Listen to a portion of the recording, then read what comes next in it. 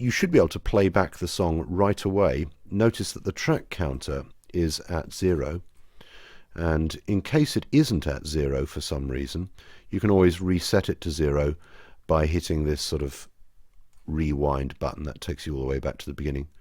You can either play the song by hitting the button that says play, or you can use the space bar on your computer, and the audio at this point should play.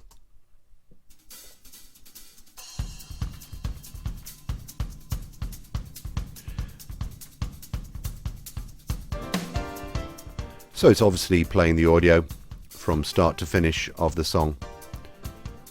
And if you need to stop it playing, just simply hit the space bar again. And notice what happens when you hit the space bar. Pro Tools has actually gone back to 0 again. It's kind of remembered where you played from.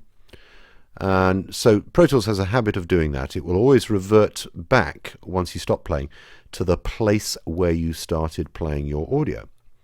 So the obvious next question is, how do you play the audio from a certain point? Well, let's move the mouse across these tracks of audio, and you'll see something happens to the mouse as I move. It's a hand when it's down here, and it's a cursor when it's up here. And that's what the Smart tool is all about. It's smart. It changes its behavior depending on where the cursor is. And for this purpose, we actually want to move up here and click somewhere. If I click, and a marker point kind of appears. It's not a fixed marker. It won't be remembered forever.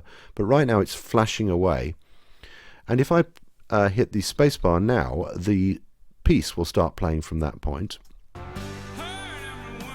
And I'll hit the spacebar again, and you'll see it's gone back to that same point. If you want to see exactly where it is, 46 or 47 seconds or so into the song. So an obvious point is, how do you play? How do you get to a certain point of the song? Take a look at our scroll bar at the bottom there. I can easily move well into the song, 3 or 4 minutes into the song if you like, and I can just click. Make sure you've got the regular cursor, click, and then at that point you can simply just hit the space bar and the song will play.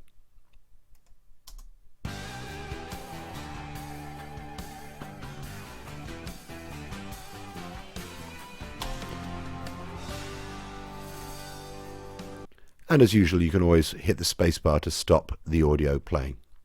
So it's a good idea to get into the habit of being able to select audio, zoom in and out, and play it from a certain point.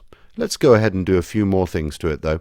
Let's talk about marker points, because if you know that you're regularly going to be playing the audio from a certain point, you might want to mark it up and have those marker points stay in place.